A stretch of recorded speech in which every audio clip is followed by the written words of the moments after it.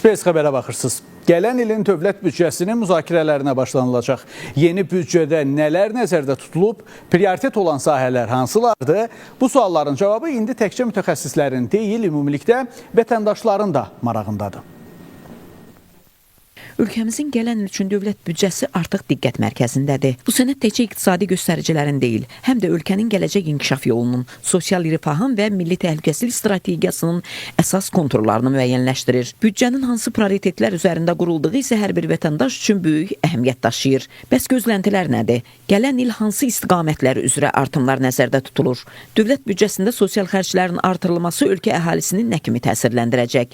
Mövzu ilə bağlı danışan iqtisadçıların qənaətinə görə, gələn ilin dövlət büdcəsində sosial sahə yenə də prioritet olacaq ki, bu isə əhalinin rifah halının yüksəlməsinin təminatı deməkdir. Sosial sahədə islahatlar, eyni zamanda sosial müdafiə və təminat tədbirləri davam etdiriləcək. Növbəti ildən etibarən məhz yanvar ayında pensiyalar indeksləşdirilərək artırılması həyata keçiriləcək.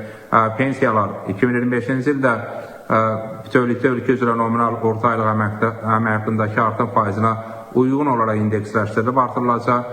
Bu da büdcə layihəsində öz əksini tapacaq və bütövlükdə pensiya artımları 1.100.000 vətəndaşımızı əhatə edəcək. Millət vəkili Vüqar Bayramov onda deyir ki, gələn ilin büdcə zərfində təhlükəsizlik və müdafiə sahəsinin də xərclərinin artırılacağı gözlənilir. Dünyada və regionda baş verən proseslər və onun da bu olduqca mühüm amil hesab edilir.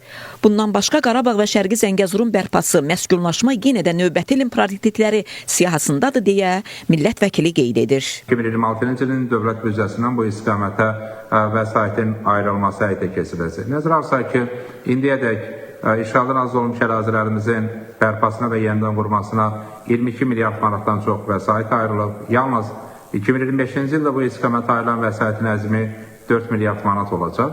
Bu tendensiya növbəti ildə də davam edəcək. Bu, təbii ki, məskunlaşmanın intensivləşməsi Qarabağda və Şərqi Zəngəzurda iqtisadiyyatın sürətli formalaşmasının inkişafı anlamına gəlir.